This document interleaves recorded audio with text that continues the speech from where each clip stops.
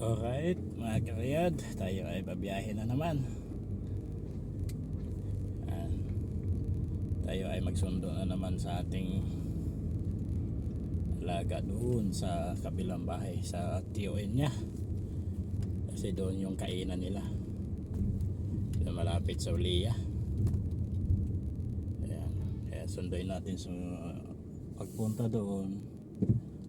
Ang nag-drive yung nanay niya, si Madam, ay gustong umuwi ng maaga itong ating alaga, kaya magpasundo sa akin kasi mamaya pa uwi yun si Madam, hindi pa yun uwi ng maaga.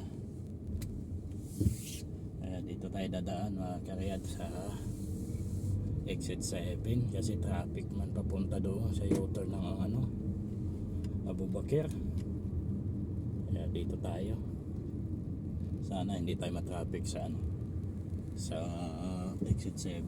So, papunta tayo ng Abdullah. Ayan. Malayo kasi mga kariyad yung U-turn dito. Yan ang traffic niyan. Ayan. Kaya kakanan tayo dyan sa may na yan, train si puntang 7 yun, exit 7. Ito ay Abu Bakr exit 6. Ayan. Tingnan lang natin mga kariyad kung ilang minuto tayo makakarating doon.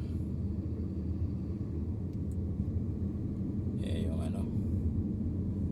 malayo pa kasi yung didiretso mo doon ang U-turn, pabalik ka sa kabila, diretso lang sana, kaya lang traffic.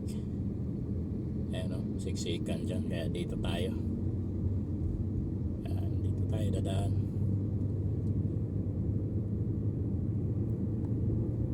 Ayan, papunta na yan doon, diretso na yan doon sa exit 7. Tapos exit 7 papunta tayo sa King Abdullah, exit 10.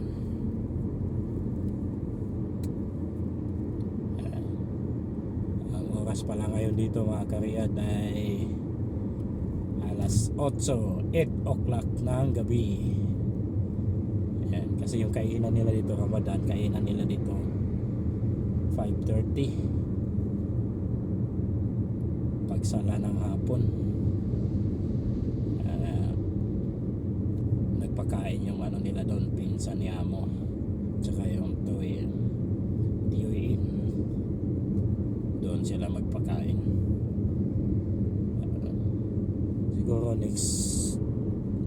next week or sunod na araw baka dito naman kay Madam magpakain. Si Madam naman ang sila dito, yung salita ng pagkain. Yun ang kagandahan dito mga kariyad sa kanila, schedule to schedule, kaya wala ganong trabaho rin pag araw ng Ramadan, panahon ng Ramadan.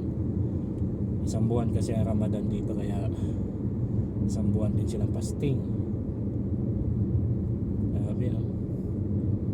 Kaya nilang hindi kumain at uminom ng tubig maghapon.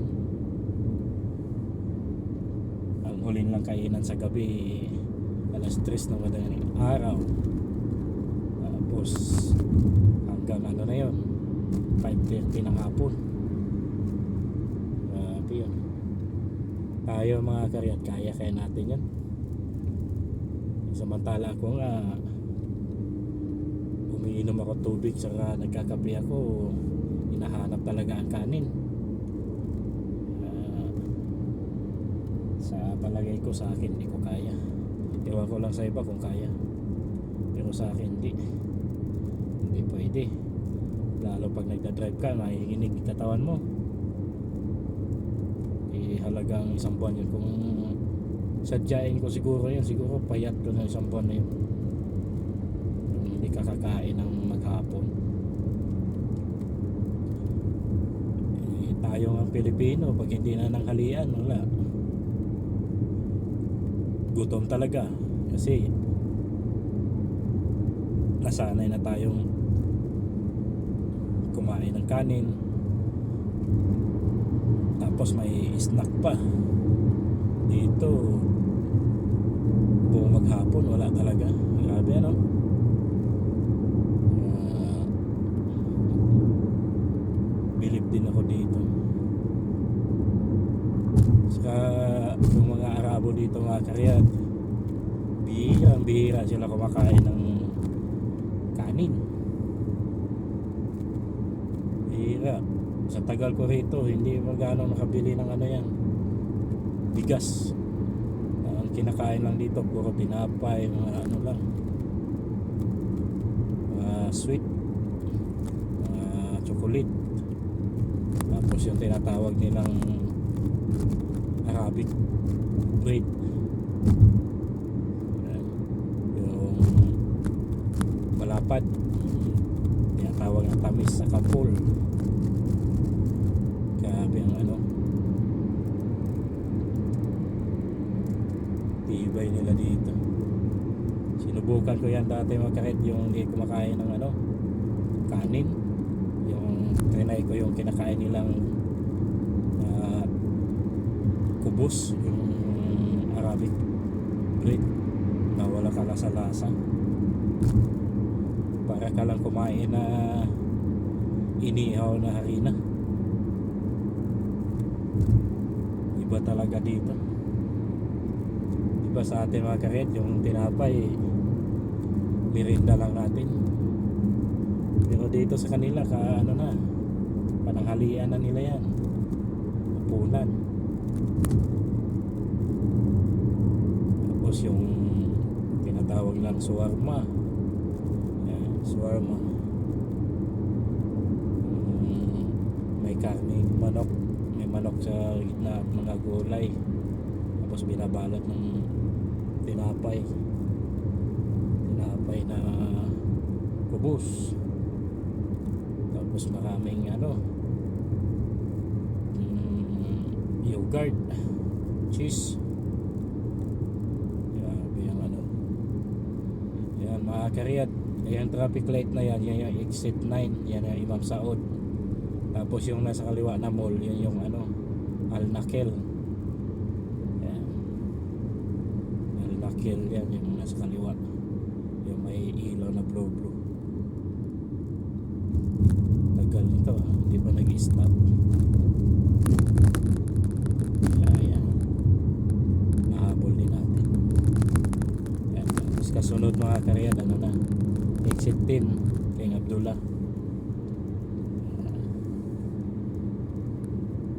Doon tayo kakanan sa ano, kakaliwa tayo na uli ng Abu Bakr. Pagkatapos natin dyan sa Abdullah na yan, kakanan mo tayo doon sa Abdullah. Tapos pagdating natin doon sa Abu Bakr, balik tayo ulit doon sa nilabasan natin kanina. Kung pwede tayo nag-U-turn doon, diretso sana yung Abu Bakr din yan, kaya lang traffic doon. Yan. Pagkatapos ng kanan, sunod nyan, balik tayo exit 6 at tayo ay kakaliwa, tapos kakanan tayo ulit sa Aroba ng exit 7. Aroba na yun.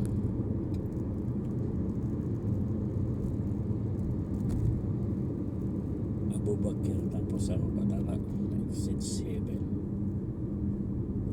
Aroba. Yun naman mga karet, papuntang ano na yun, papuntang Liya at saka King Fahad. Kita na yung ano, yung malaking tower, yung Kingdom Tower.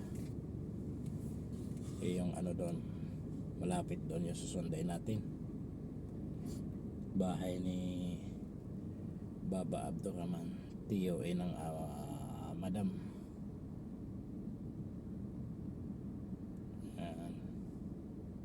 Go na. Right. Yung may McDo na yan, yung exit 10. Diyan tayo kakanan. Sige, hataw lang kayo. Wala namang kamera eh. Kailangan dito mabilis ang mata mo, kasi yung camera dito palipat-lipat ang pwesto. Hindi Hindi siya steady mga karyat. Ibang klase ang ano dito, ang uuli.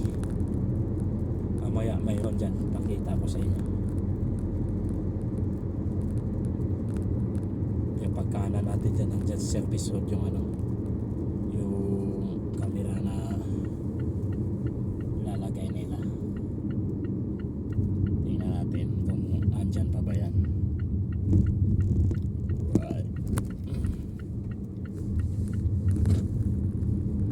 Okay, dito banda yun mga karyat.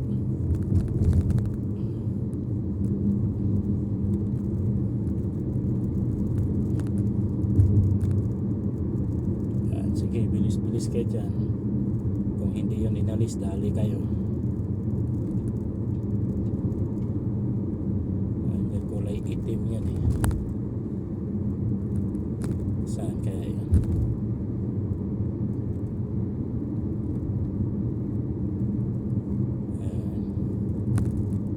Nawala dito. Saan kaya nilagay yun? Nilipat. Oh, ayan mga karadyo, yung itim na yan. Ayan o, kita yung itim na may baba sa blue. Yun, ayan yung camera. Sinuksok nila dun sa may poste ng signboard. Huwag kang basta-bastang iwas dyan. Ano dyan? Ayan. Yung highway na yan sa kaliwa, yan na yung ano, exit 10 Abubakir. Pero dito tayo sa exit 6. Papunta tayo ng Aruba, exit 7.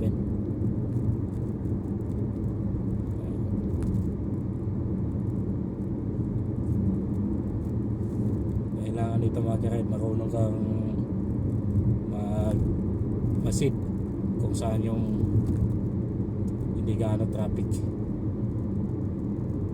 Doon naman kasi na traffic, kaya at saka malayo yung U-turn doon. Ayan mga karedo, dito na tayo. Yan, pag kumanan ka nyan, yun pa rin yan papunta sa bahay, exit 6 Abubakir. Kakaliwa tayo, papunta na yun ng exit 7. Antayin na lang natin mag-go. Tapos yan, wala naman palang traffic sa taas oh. Kaya lang doon pala, doon sa U-turn slot pala ang traffic.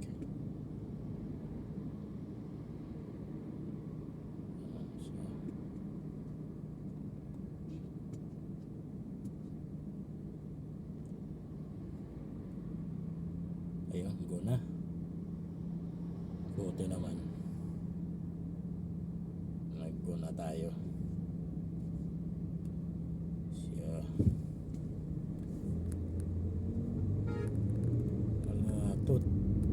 Huwag ka muna mag-stop ha. Abutin mo muna ako. Ayan. Okay naman. Sumunod din. Ayan o, karyat.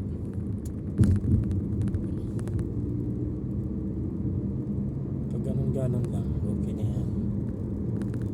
Konting stop, go. Tsaka hindi naman matagal mag-stop dito, hindi kagaya sa Pilipinas na nakailang go, hindi pa tayo nakatawid dahil sa traffic. Dito naman medyo okay naman dito. Bukod lang sa mga mga karyad, yung may aksidente. Kaya medyo matagal talaga ang traffic nun, kasi lalo pag natakpan yung ibang linya, yung dalawang linya.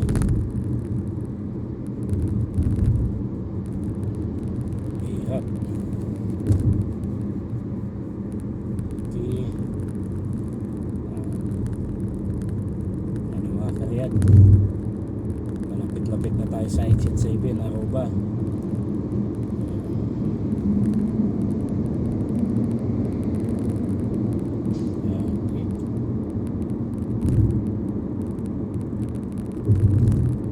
Medyo maluwag pa lang ngayon mga karyat, kasi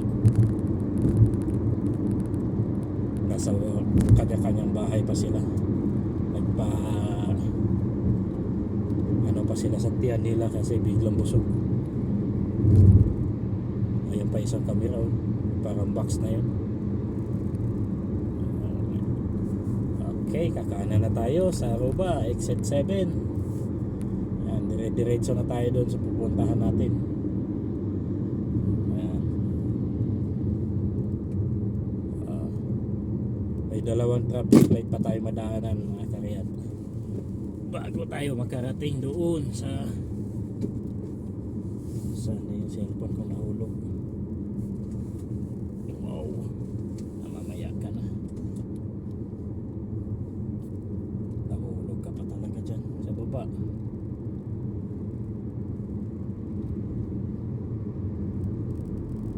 Ayan, ito ang Aruba exit 7. Diretso na tayo doon, mga kariyat. Yung traffic light naman dyan, mga kariyat, yan naman yung exit 5 King Abdulaziz.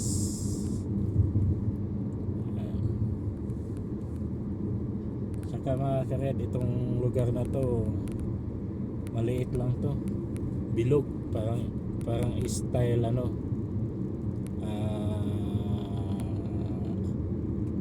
Quezon City Circle. Pabilog. Pag lumampas ka na doon sa bilog na yan, yun ay ibang lugar na. Hindi na Riyadh. Ito yung sentro ng Riyadh, nandiyan yung Kingdom Tower.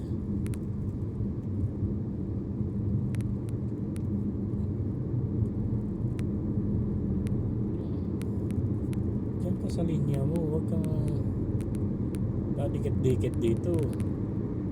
Tapos pag nabusinahan kayo pa ang galit. Saan ka punta, bus? Laki mo, may dugtong pa kayo ng bus, tapos iilan lang yung pasahero nyo. Ayan. Ito yung traffic light ng exit 5, mga kariyad, King Abdulaziz.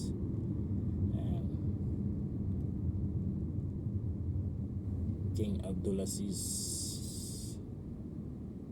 Yung pakaliwa na yan, papunta na ng yan, Malas, papuntang Old Airport, papuntang Corais Road, papuntang Damam Road, Maka Road.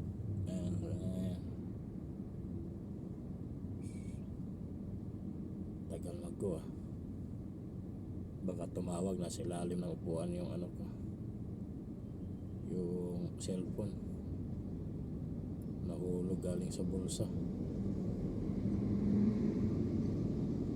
Hindi kita masagot ngayon. Naglalabasan na yung malalaking truck next. Diyan kasi yung yung King Salman Park. Yan yung malaking park. Pag natapos yan, parang Dubai yan. Naiinggit na sila lang walang malaking park, kaya naggawa sila ng malaki. Tagal na sinimulan yan, nasa 3-5 taon na yata yan. Wala pa ako nakitang nabuong building. Siguro inuuna yung ilalim.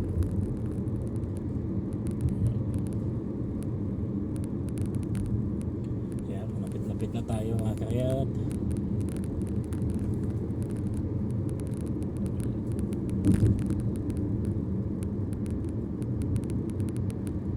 Pwede rin dito duman mamaya pa uwi, wala pa traffic. Bahala ko sana doon ako dadaan mamaya pagbalik sa Abdullah sa exit 10. Tapos pabalik ako sa tawag nito, pabalik ako sa sa Abu Bakr exit 5, exit 6. Kita ko medyo maluwag pa, tapos hindi naman yan magtagal sila dyan. Hindi naman matagal yung susunduin ko. Pag tawag ko yun, lalabas na kagad. Siguro mga 10 minutes bago yun lumabas. Yan, ito na lang isang traffic light ang kailangan natin. Papasok na tayo sa bahay na susunduan natin mga kared. Kita nyo yung Kingdom Tower yan mga kared, sa kaliwa. Yan, iba-iba kulay. Kala mo yung ano ng tirador, sanga, yung dulo. Hindi naman makita kasi hindi ko magalaw-galaw yung camera kasi nakapatong lang yan dyan sa harapan. Ayan, nagkuna. Please, kakanan ka pala, hindi ka kumanan doon. Laki-laki ng ano dyan. Good boy pagka-driver. Hindi kumanan. Hindi kita yung ano, building. Oop. May pulis dyan. Kaya magtambay-tambay dyan. Ang pulis dito, hindi kayo pinapalis. Pag mali yung parking nyo, kamerahan kayo, picture lang ang katapat nyo. Sana yung ano dito, Starbucks. Yun, kanan na tayo mga karyad. Yung traffic light na mga karyad, kita nyo, yun yung Ulia. Andyan yung Manlaka Tower, Kingdom Tower. At tayo ay dito na malapit na sa bahay. Umabot din tayo ng 22 minutes. Pwede na natin i-upload yan bukas o sunod na araw. Yan lang munang upload natin, puro kalsada. Tsaka hindi naman ako araw-araw nag-upload. After 5 days, 6 days, isa ka 10 days pa kasi wala namang ano dito, wala namang magandang content dito kasi nandito lang tayo sa loob ng sakyan nagdadrive. Kaya ganun lang muna. Alright, ayan na yung sa kanto. Ayan na yung bahay punta natin. Itong nasa kaliwa. Ayan yung sakyan ng pamangkin ni madam.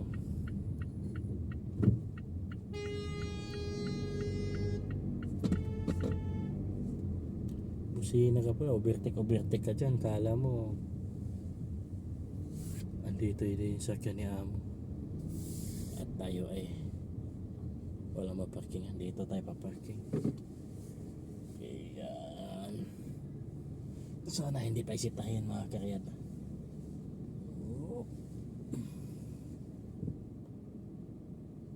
Ay, sakyan niya mo.